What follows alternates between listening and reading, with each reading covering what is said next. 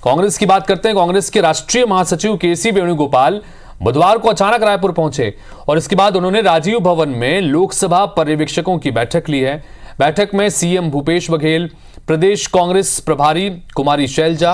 उप मुख्यमंत्री टीएस सिंहदेव, चंदन यादव, विधानसभा अध्यक्ष चरणदास महंत मौजूद रहे। पर्यवेक्षकों की बैठक के बाद कांग्रेस के कोर ग्रुप के सदस्य बैठक के लिए मुख्यमंत्री निवास के लिए रवाना हो गए। पर्यवेक्षकों की बैठक के बाद केसी वेणुगोपाल ने कहा कि सभी ने पॉजिटिव रिपोर्ट दी है और रिपोर्ट के आधार पर एक बार फिर से उन्होंने दावा किया कि कांग्रेस बहुमत से जीतकर राज्य में सरकार बना रही है। इस बैठक में क्या कुछ खास चर्चा हुई और क्या कुछ निकल कर आया, इस पर बात करने के लिए हमारे साथ में हमारे सहयोगी सौरभ सिंह परिहार जुड़ रहे हैं। उनके पास चलते हैं। सौरभ, प्रधानमंत्री का आज दौरा है कांकेर में, लेकिन इन सब के बीच कांग्रेस पार्टी में भी लगातार बैठकों का दौर चल रहा है, मंथन का दौर चल रहा है और किस रणनीति के साथ में एक बार फिर से सरकार बनाने की तरफ आगे बढ़ना है, इसको लेकर मंथन। अचानक से केसी वेणुगोपाल कल पहुंचे, मीटिंग हुई है और उसके बाद में सीएम हाउस में जाकर भी अलग से कोर ग्रुप की बैठक भी हुई है। क्या कुछ जानकारियां निकल के सामने आ रही हैं इस बैठकों को लेकर?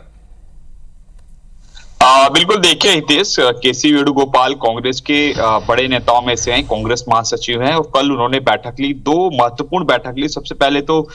विधानसभा चुनाव के लिए कोर कमेटी बनाई गई है और जिसमें मुख्यमंत्री भूपेश बघेल, कुमारी शैलजा, चरणदास महंत, टीएस सिंहदेव जैसे तमाम दिग्गज नेता हैं, जयराम रमेश भी हैं इसमें, और जो उनके 3 प्रभारी सचिव हैं छत्तीसगढ़ पीसीसी के, वो भी शामिल थे। और सबसे महत्वपूर्ण की 4 चीजों पर चर्चा हुई। सबसे पहले तो वर्तमान में कांग्रेस जो है 90 सीटों पर उनकी क्या स्थिति है, कैसे प्रचार प्रसार हो रहा है। फिर दूसरी चीज जो है, जो राहुल गांधी, प्रियंका गांधी, मल्लिकार्जुन खड़गे और जो स्टार प्रचारक हैं, उनके दौरे को लेकर चर्चा हुई कि किस तरीके से और इनके दौरे को जो है बढ़ाया जा सकता है और कहां पे कार्यक्रम आयोजित किए जा सकते हैं। जैसे आप देखिए कि प्रियंका गांधी कल आ रही है अंतागढ़ और बालोद में, 4 तारीख को जगदलपुर और अहिवारा आ रहे हैं राहुल गांधी, तो ये पूरा शेड्यूल है। फिर 5-6 तारीख को फिर अलग कार्यक्रम बना, 7 तारीख को प्रियंका गांधी की रोड शो है रायपुर में, 15 तारीख को रोड शो या सभा जो है सोनिया गांधी करेंगे राजधानी रायपुर में। तो कुल मिलाकर देखिए कि ज्यादा से ज्यादा कोशिश हो रही है कि अपने नेताओं को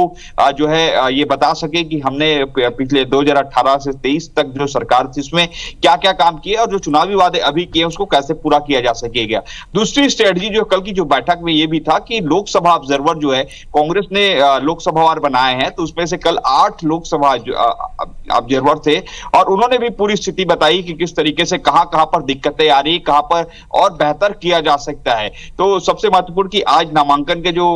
नाम वापसी की अंतिम तिथि है, तो ऐसे में कांग्रेस की यह भी कोशिश हुई और यह भी चर्चा हुई है कि बागी जो कांग्रेस से चुनाव लड़ रहे हैं, जिन्होंने फॉर्म भरा है या जो अभी भी रूठे हुए हैं, उसको जल्द से जल्द मना लिया जाए और ज्यादा से ज्यादा कोशिश हो उनको कि उनको बड़े नेता या स्टार प्रचारक जो अपने साथ ही ले जाए, ताकि उनको ये एक एहसास हो कि उनको पूरी तरीके से। बिल्कुल सौरभ, आप ये एक जो महत्वपूर्ण बात आपने बताई कि रणनीति के साथ साथ आज का दिन बड़ा महत्वपूर्ण है, क्योंकि आज नामांकन वापसी का आखिरी दिन है। 3 बजे तक ये तय हो जाएगा कि कितने बागी मैदान में रहते हैं और जो कांग्रेस पार्टी से बड़े चेहरे बगावत कर रहे हैं या फिर नाराज हैं, उनको कैसे मनाते हैं, इसको लेकर मंथन हुआ। एक और चीज है सौरभ, क्योंकि अब तक घोषणा पत्र नहीं आया, हालांकि अलग अलग मंचों के जरिए प्रियंका गांधी और खुद मुख्यमंत्री भूपेश बघेल अलग अलग कम से कम 5 से 6 बड़ी घोषणाएं कर चुके हैं, लेकिन घोषणा पत्र अब तक आया नहीं है। क्या इस बैठकों में उसको लेकर भी कुछ मंथन हुआ है?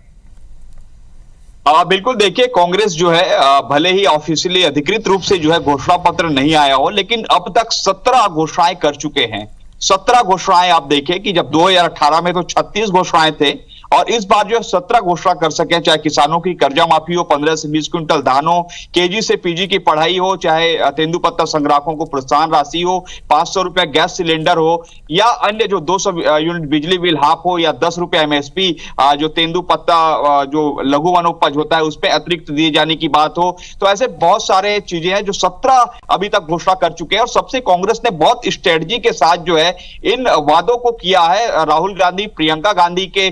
जो सभा है उसमें उन्होंने अनाउंस कराया है। उसके बाद जो है इन वादों को जो है जनता के बीच ले जाने की पूरी कोशिश की गई है और इसका असर भी जो है जनता के बीच देख रहा है। जनता कहीं ना कहीं कई मायनों में चाहती थी कि हम जो है कांग्रेस को वोट ना दे, लेकिन कई जगहों पर यही स्थिति आ रही है कि अब मजबूरी में कह रहे जनता जो है, जैसे हम जो है ग्राउंड रिपोर्ट में जाते हैं तो लोग कहते हैं कि योजनाएं अच्छी है, लेकिन सबसे महत्वपूर्ण कि भाजपा की घोषणा पत्र का इंतजार लोगों को है। हो सकता है कि भाजपा जो है खासकर किसानों के मुद्दे पर जो बड़ी कोई घोषणा कर दे। और जैसे आज प्रधानमंत्री नरेंद्र मोदी कांकेर आ रहे हैं और ये जानकारी मिली है कि प्रधानमंत्री नरेंद्र मोदी भी जो बड़ी घोषणा करने वाले हैं, और ये भी चर्चा हो रही है कि हो सकता है कि 2 पार्ट में जो है घोषणा पत्र जारी हो। 7 दिसंबर को जो 20 सीटों पर, नवंबर को जो 20 सीटों पर चुनाव है और 17 नवंबर को जो है 70 सीटों पर चुनाव है। तो अलग अलग देखिए आप जो बस्तर, सरगुजा,